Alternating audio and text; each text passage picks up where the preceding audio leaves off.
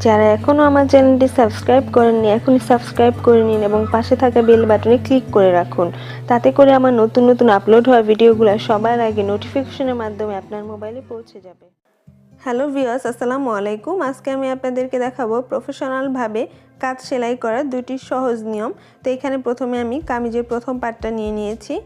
এটা হচ্ছে সামনের গলা। তো গলা কিভাবে তৈরি করতে হয় সেরকম ভিডিও আমার চ্যানেলে আছে, আপনারা চাইলে ডেসক্রিপশন বক্স চেক করে দেখে নিতে পারেন।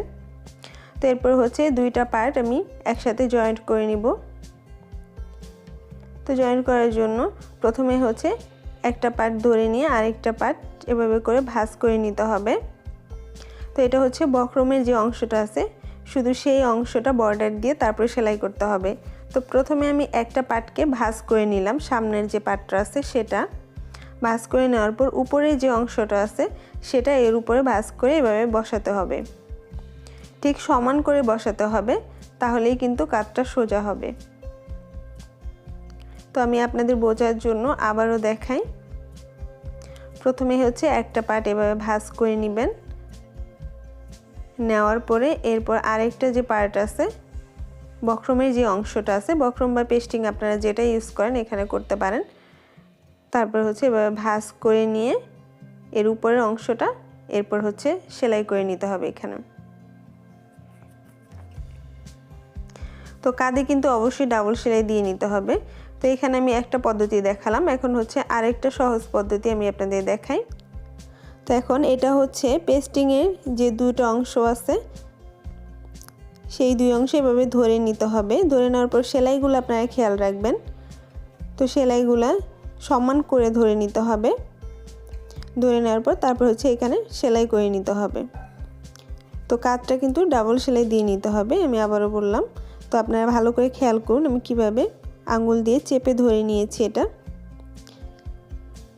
এই যেভাবে করে ধরে নিতে হবে যাতে দুইটা সেলাই সমান থাকে, এবং সেলাইয়ের পেস্টিংয়ের যে পরের অংশগুলা কাঁধের বাকি অংশগুলো যাতে সমান থাকে সেটাও খেয়াল রাখতে হবে। এরপর হচ্ছে সেলাই করে নিচ্ছি আমি এখন।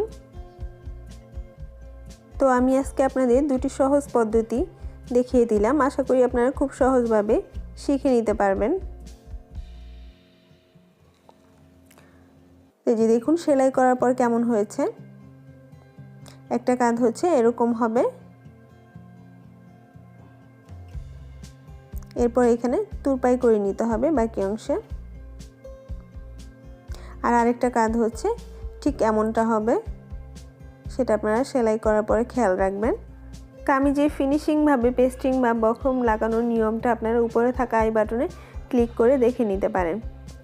তো আজকে আমি আপনাদের খুব সহজভাবে দুটি পদ্ধতি শিখিয়েছি।